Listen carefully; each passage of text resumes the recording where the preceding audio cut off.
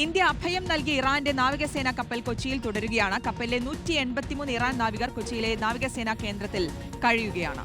സംഘർഷം തുടരുന്ന പശ്ചാത്തലത്തിൽ കപ്പലിന്റെ മടക്കയാത്ര വൈകാനാണ് സാധ്യത.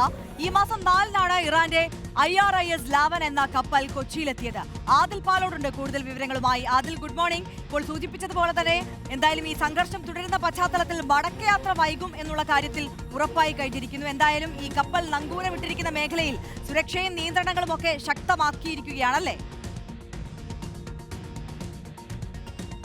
ഉറപ്പായും അങ്ങനെ തന്നെയാണ്. കഴിഞ്ഞ ദിവസം ഈ ദൃശ്യങ്ങൾ എടുക്കാൻ ശ്രമിച്ച മാധ്യമപ്രവർത്തകർ തന്നെ അവിടുത്തെ സുരക്ഷാ സേന അറസ്റ്റ് ചെയ്യുന്ന കസ്റ്റഡിയിൽ എടുക്കുന്ന സാഹചര്യം ഉണ്ടായിരുന്നു. ഒരു ദൃശ്യങ്ങൾ എടുക്കാൻ പോലും വിലക്കുണ്ട് എന്നുള്ളതാണ്. അത്രയും സംരക്ഷിതമായി തന്നെ ആ ഇറാന്റെ കപ്പൽ കൊച്ചിയിൽ തുടരുകയാണ്. കൊച്ചിയിൽ 4-ാം തീയതിയാണ്, ഈ മാസം 4-നാണ് കപ്പൽ എത്തുന്നത്.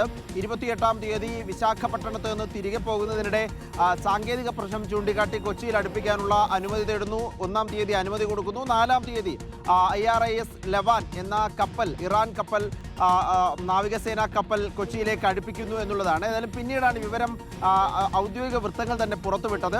ഇപ്പോഴും കപ്പൽ കൊച്ചിയിൽ തുടരുന്നു, നങ്കൂരമിട്ടിരിക്കുന്നു. 183 നാവികരാണ്, ഇറാൻ നാവികരാണ് അതിലുണ്ടായിരുന്നത്. കൊച്ചിയിലെ നാവിക കേന്ദ്രത്തിലാണ് അവരിപ്പോഴും കഴിയുന്നത്.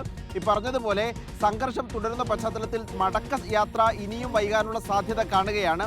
നേരത്തെ നമുക്കറിയാം, ഒരു കപ്പൽ മുങ്ങിക്കപ്പൽ ആക്രമണത്തിലൂടെ അമേരിക്ക തകർക്കുന്നതിൻ്റെ പിന്നാലെയാണ് കൂടുതൽ പ്രശ്നങ്ങളിലേക്ക് കാര്യങ്ങൾ മാറുന്നത്.